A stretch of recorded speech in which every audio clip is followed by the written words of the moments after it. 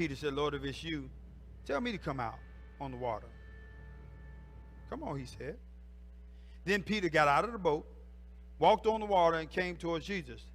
But when Peter saw the wind, he was afraid. You know what kicked in? See, spiritually, Peter discerned.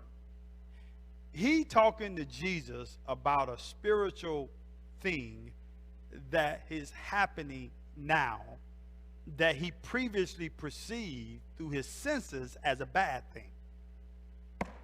Come on, somebody.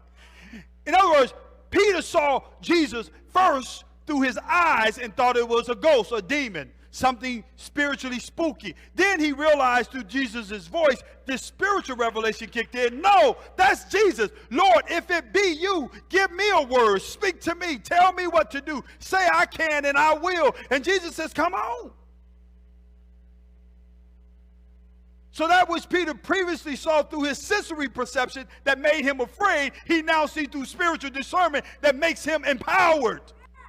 Now he has the courage to no longer be afraid, but even do what he saw the Lord doing in the situation he previously sensed to be afraid of. There's victory to be seen here. Come on, Peter, you can get out of the boat. Peter saw the wind. He lost discernment. He lost that word he discerned when Jesus said, come on, Peter. And Peter discerned. Jesus told him he could defy gravity. Jesus told him he could do what the Father does. The Father doesn't catch boats across water. He walks across water. Come on, Peter, you can walk with me and my Father. Peter discerned that and stepped out of the boat and started water. And then the devil says, I got to get him back. And what did he do? He attacked the senses. Because see, he can't talk to Peter's spirit.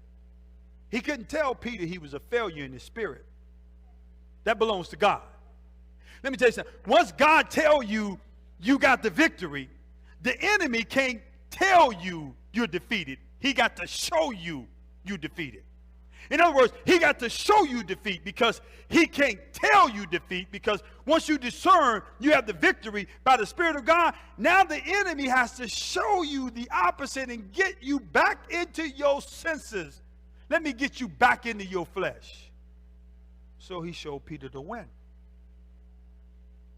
And now Peter's no longer operating in discernment. He's operating in his senses. And he begins to sink. You helping me preach.